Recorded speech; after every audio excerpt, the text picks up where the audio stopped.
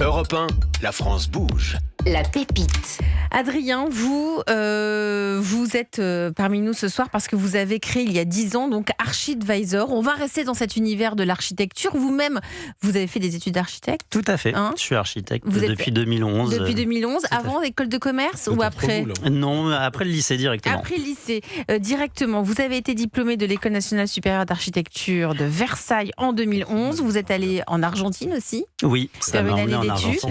Et vous avez démarré comme dans un cabinet d'architecte. Et là, immédiatement, vous avez décelé des besoins. Il manquait des choses pour répondre à la demande, pour satisfaire le client. Exactement. J'avais beaucoup d'amis, de familles qui me demandaient de m'occuper de leurs projets de rénovation d'appartements, extension de maisons, etc. Ils pensaient faire le bon choix en me proposant leur projet et heureusement pour eux, j'ai refusé parce que clairement, je n'étais pas la bonne personne. Je travaillais à l'époque pour des projets plutôt de grande envergure et donc ce que j'ai fait naturellement, c'est que je les ai conseillés d'aller voir tel ou tel architecte qui me semblait être adapté à leurs besoins. Ils étaient ravis. L'architecte en face aussi était ravi d'avoir eu un client qui arrivait comme ça très facilement. Du ciel. Et là, je me suis dit quand même que c'était un problème, que les gens faisaient le choix de leur architecte plus par confiance que par compétence et qui manquait vraiment un outil pour simplement mettre en relation les bonnes personnes ensemble, le porte-projet et l'architecte en face. Mais justement, restez avec nous Adrien. Diana Ngoma a promené le micro européen dans les rues de Paris. Elle a posé la question à des particuliers, à des passants, de quelle manière vous faites les travaux chez vous, avec un architecte, seul? Écoutez les réponses. Alors moi j'adore bricoler, mais c'est vrai que pour les gros travaux je préfère quand même faire appel à des professionnels. Par exemple pour ma salle de bain, j'ai d'abord fait les plans avec un architecte et ensuite on a pris des ouvriers pour la partie travaux. Même chose pour la cuisine d'ailleurs.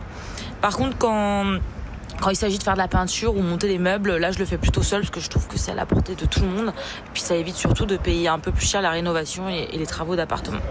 Donc c'est un mix, c'est pas mal. Moi je fais toujours appel à des professionnels pour faire mes travaux. Déjà parce que j'ai deux mains gauches. Voilà, je ne sais pas faire grand chose de mes 10 doigts, pour être tout à fait honnête. Et puis surtout, pour moi c'est quand même un gage de sécurité de faire appel à des professionnels parce que voilà, on lit beaucoup d'exemples dans la presse de gens qui déchantent un petit peu après avoir fait leurs travaux tout seuls. Donc non, moi si j'ai des travaux à faire, je fais toujours appel à des professionnels, même pour des trucs mineurs, pour de la peinture par exemple. J'ai peur de mal faire, donc voilà, moi je suis vraiment de ceux qui font appel à des gens qui savent faire, parce que je ne sais pas faire. Alors moi, on peut dire que je suis un grand spécialiste des travaux. Après, j'ai toujours été manuel. Là, en fait, je retape une maison secondaire et je me suis rendu compte que les prix étaient exorbitants pour faire des travaux. Donc du coup, je me suis vraiment renseigné pour faire les choses moi-même. J'ai des amis qui m'ont aidé, on peut être seul, c'est quand même compliqué. Et des fois, il y a des petits loupés, on a eu des problèmes avec la douche. Mais dans l'ensemble, je m'en sors plutôt bien. J'ai réussi à faire le carrelage tout seul chez moi. Là, maintenant, les travaux sont totalement terminés et on est super contents. Bravo. J'invite vraiment les gens à se débrouiller pour faire leurs travaux eux-mêmes. Et ça coûtera beaucoup moins cher et vous serez encore plus fiers de montrer à quoi ça ressemble. Voilà, donc vous, Adrien Martin, vous sollicitez pour des projets, ça ne correspondait pas à vos compétences, donc vous avez créé Archidvisor. C'est ça. Et bien vous allez pitcher maintenant. Avec plaisir. Allez, c'est parti, on vous écoute. Donc Archidvisor, c'est une plateforme de mise en relation entre particuliers et professionnels qui ont un projet immobilier et qui recherchent quelqu'un pour les accompagner. Donc c'est très simple, c'est en plusieurs étapes. La première, c'est on décrit justement son projet en expliquant le bien qui est concerné, les travaux qu'on souhaite faire, le budget qu'on souhaite allouer à ce projet. Et la plateforme va automatiquement proposer une liste de professionnels qui vont être adaptés à ce besoin en fonction de tous ces critères, la localisation aussi, la disponibilité. De là, le porteur de projet va pouvoir sélectionner jusqu'à 3 professionnels qu'il souhaite rencontrer. À la suite de ces rencontres, il va avoir des propositions de chacun d'eux. Il va pouvoir sélectionner celui qui l'accompagnera dans son projet s'il le souhaite. C'est 100% gratuit puisque ce sont en fait les professionnels qui payent un abonnement pour avoir accès au projet tel que le sien. Et ça permet du coup de trouver vraiment la bonne personne qui va être adaptée pour chaque projet. Donc chaque mois, c'est à peu près 600 demandes nouvelles qu'on accompagne, qui sont accompagnées par le service Archidvisor. Ça représente 80 millions d'euros de travaux par mois, soit 1 milliard chaque mois, chaque année. Merci pour votre pitch, Adrien Martin, cofondateur d'Archidvisor. Autour de la table, vous voulez réagir? Allez, Antoine Courtois, vous connaissiez? Non, je ne connaissais pas, mais je trouve ça frappé au coin du bon sens. Et ça me paraît une excellente idée. Quelqu'un qui va parce vous que racheter. je sais que quand on interroge facilement les gens, on leur dit est-ce que tes travaux, tu as fait des travaux, est-ce que ça s'est bien passé? La réponse, à 99%, c'est... Ça n'a pas été. Il y a même Gad Elmaleh qui en avait fait un sketch. Les gens qui vous racontent les travaux, ça dure des plombes et il y a toujours un problème. Il y a toujours un problème, donc franchement, c'est une bonne idée. Et en réalité, le vrai problème, souvent, c'est le choix du départ. C'est de savoir par qui on est accompagné. Et c'est là où on se rend compte que généralement, si ça a dépassé le budget, si ça a dépassé le délai, c'est parce qu'au départ, le choix n'a pas été fait sur les bons critères. Ouais. Et c'était vraiment ça le problème. Mais parce qu'on ne sait pas. C'est un métier de faire des travaux. Donc, quand on ne sait pas, on va un peu à l'aveugle et on prend parfois de la main-d'œuvre qui ne correspond pas à nos besoins. Et donc, on va souvent faire c'est écrit d'avance qu'on va être déçu. C'est plutôt par bouche à oreille ou parce qu'on connaît la personne. Moi, j'étais le fils d'eux ou l'ami d'eux, et donc on me faisait confiance alors que je n'avais pas du tout les bonnes compétences. C'est ça. Donc c'est cette notion de proximité qui vous singularise dans Archidvisor, cette notion de confiance. C'est la notion surtout de bien correspondre aux différents critères du projet. Ça peut donc être vous l'analysez à travers un questionnaire. Et c'est ça. La première étape, c'est de décrire son projet. Et c'est cette description qui est faite simplement sur la plateforme en répondant à des questions très simples comme est-ce que c'est un appartement, une maison, est-ce que vous êtes propriétaire, est-ce que dans combien de temps vous voulez faire les travaux, quel est le budget, la localisation, etc. Est-ce que c'est une maison secondaire? On décrit vraiment son projet et de là, on a un algorithme en fait qui tourne et qui va faire matcher le projet avec une liste de professionnels qui va être adaptée en fonction de tous ces éléments. Et donc après, vos clients, c'est du B2B2C, c'est-à-dire vos clients, c'est les professionnels. Ce sont les professionnels, ce sont eux qui nous rémunèrent. Tout à fait. C'est eux qui vous rémunèrent. Gilles Attaf, les forces de la start-up, qu'est-ce que vous en pensez? Vous disiez tout à l'heure dans le sommaire que c'était formidable. Bah oui, je trouve que ça manquait, encore une fois, quand je disais que c'était un trou dans la raquette, je trouve ça absolument... intéressant. Je pense que ça va détendre beaucoup de personnes pour faire des travaux. Et alors moi, bien sûr, ça me plaît beaucoup parce qu'en plus c'est made in France, donc les opérateurs que vous identifiez, les professionnels sont français, donc je trouve ça très intéressant. Et moi, ce que je trouve vraiment très pertinent, c'est que on a besoin aujourd'hui d'être rassuré. On a besoin de travailler d'une manière plus décontractée. Et lorsque vous avez des professionnels qui sont en capacité de vous dire, voilà, on a identifié votre projet, là où vous voulez aller, c'est là. Et on a, la capacité de vous montrer les sociétés qui vont vous rendre ce service. Je trouve que c'est absolument remarquable. Donc bravo. Merci. C'est effectivement ça. C'est vraiment un accompagnement sur cette première étape qui est vraiment cruciale. Et au-delà de leur donner un outil, on les accompagne effectivement dans le choix. Parce que l'idée au départ, c'était ne cherchez pas un architecte, choisissez-le. Et c'est vraiment ça. C'est de proposer différentes rencontres gratuitement qui puissent vraiment choisir sur les bons critères et se lancer sereinement avec la bonne personne qui correspond. Et donc voilà, et aujourd'hui ça fait des milliers de projets qui ont été accompagnés par Archidvisor et avec beaucoup de satisfaction. Si vous êtes parmi nous ce soir, Adrien, c'est aussi parce que vous avez des besoins, c'est pour ça que Gilles Attaf est là. Vous êtes devenu rentable, rentable, ça y est. Donc là, le principal besoin... C'est plus une start-up alors. C'est plus une start-up. Normalement, elles sont toutes en train de demander des fonds, de lever des fonds, elles ont besoin d'argent. Ça c'est fait. Vous, ça va, fini. Vous avez besoin qu'on vous connaisse, vous avez besoin de visibilité, vous avez besoin de notoriété. C'est ça, l'idée c'est... Le service aujourd'hui fonctionne maintenant depuis 10 ans et a accompagné vraiment des milliers de projets. Donc nous, ce qu'on espère, c'est d'accompagner toujours plus de projets, d'avoir toujours plus de professionnels aussi pour répondre à la demande en face, parce que les projets sont très différents.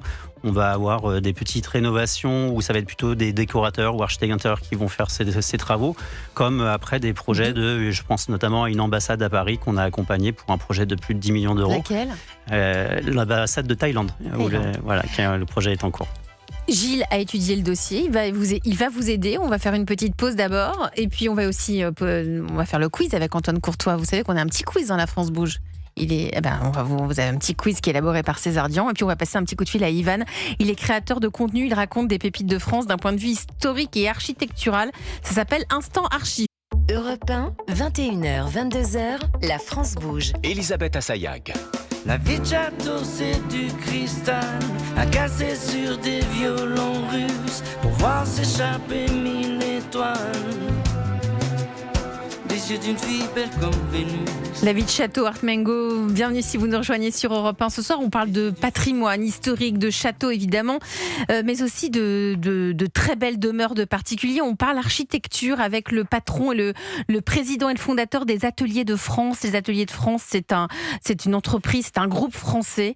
Moi j'ai envie de dire, c'est le LVMH du bâtiment. Est-ce qu'on pourrait dire ça, Antoine Courtois? Écoutez, je l'accepte. J'ai prend, beaucoup d'admiration pour LVMH. On prend. Non, mais vous intervenez sur des monuments historiques. On le disait tout à l'heure. Si vous nous rejoignez, vous pouvez réécouter l'émission évidemment en podcast, comme Notre-Dame, la Maison Blanche, le Metropolitan Museum à New York, des hôtels de luxe, des palais, des institutions publiques. Le trait d'union de tout cela, c'est que c'est exceptionnel tout ce que vous faites. On essaye. En tout cas, on essaye. Vous avez déjà refusé des dossiers? Non, on n'a pas cette arrogance. Non, il n'y a pas de. D'ailleurs, il n'y a pas de petits chantiers. On estime que le petit chantier d'aujourd'hui, c'est peut-être le client qui nous fera venir vivre demain. Donc vous restez très humble, c'est ce qu'on entend depuis le début de l'émission. Il faut faire attention, le passé, c'est le passé, ce qui compte, c'est demain. Donc il faut rester très vigilant, très respectueux, il faut se remettre en question tous les jours. Allez, on va passer au quiz de la France Bouge. C'est des petites questions rapides, vous répondez rapidement, Antoine Courtois. Est-ce que vous êtes prêts? On va essayer. Allez, on y va. Restaurer un monument historique, c'est d'abord, vous parlez du passé, c'est d'abord préserver le passé ou au contraire, construire l'avenir? C'est les deux. C'est exactement les deux. Quel a été le plus gros chantier des Ateliers de France? Le plus gros chantier des Ateliers de France, en Ukraine, à Kiev. C'est le plus gros chantier. C'était quoi? Une demeure privée. On est sous NDA. Oui, j'ai bien compris. Voilà. Sous contrat de... Pour nous, la part, oui. Plus gros que Notre-Dame. Mais on reste discret, on dit rien. Il y a un contrat de silence. Rénover à l'identique ou réinterpréter avec des techniques modernes? Je vais vous répondre les deux. Les deux. Il faut savoir. En fait, il faut connaître le passé. Mais pour autant être des gens modernes et ne pas se refuser à utiliser des techniques modernes qui vont pas dénaturer le passé, et très souvent, je pense qu'on est actuellement en train de faire des choses qui sans doute seront classées peut-être dans 100 ans. La demande la plus originale, la plus folle que l'on vous ait faite pour Ateliers de France? Un chalet au sommet d'une montagne en Argentine. Où voyez-vous les Ateliers de France dans 10 ans? Alors, j'aime à dire, je ne sais pas où on va, mais on y va.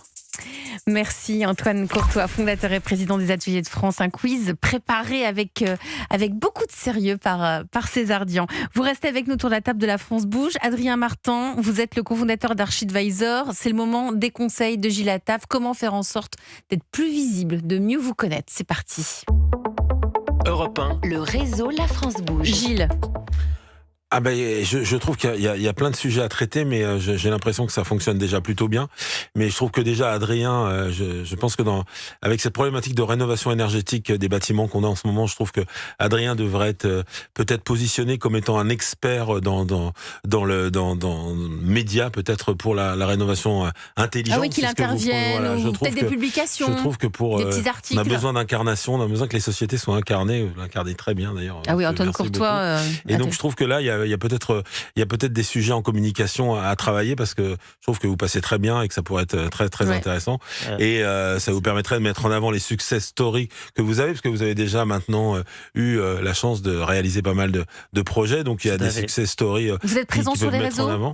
On est présent. C'est le moyen de communication pas suffisamment, et on ne l'est jamais assez. Donc conseil de Gilles, mais on l'est incarner la boîte.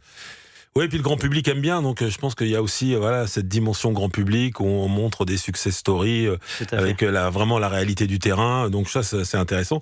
Et puis vous avez des outils en interne, Estiméo par exemple, qu'on pourrait peut-être transformer en outil d'acquisition, peut-être aussi. Enfin, c'est un peu le but, effectivement. On vient de sortir Estiméo, qui permet de faire une analyse d'un bien et une première estimation de son projet. Tout à fait. Et puis j'imagine que vous avez déjà pensé, mais je pense que là vous êtes déjà, j'imagine, pas mal sollicité, mais il y a des partenariats avec les banques, les notaires patrimoniaux, les CGP, qui, à mon avis, ont besoin de votre expertise et pourraient effectivement gagner beaucoup de temps. Tout à fait, on n'en a pas parlé, mais effectivement, on a différents partenariats en place pour le financement, l'assurance et autres. Elle a l'air solide déjà, l'entreprise, Gilles. Je m'aperçois effectivement. Peut-être même monter un label spécifique vous êtes très label, France Garantie. Bah oui, vous savez, moi elle pourrait être éligible. Elle pourrait être Service France Garantie, absolument. Ouais. Elle pourrait être. Mais Atelier de France aussi. Service France Garantie, oui. Si tous les contrats de travail sont de droit français pour être Service France Garantie, il faut que tous les contrats de travail de la société doivent être de droit français. Voilà.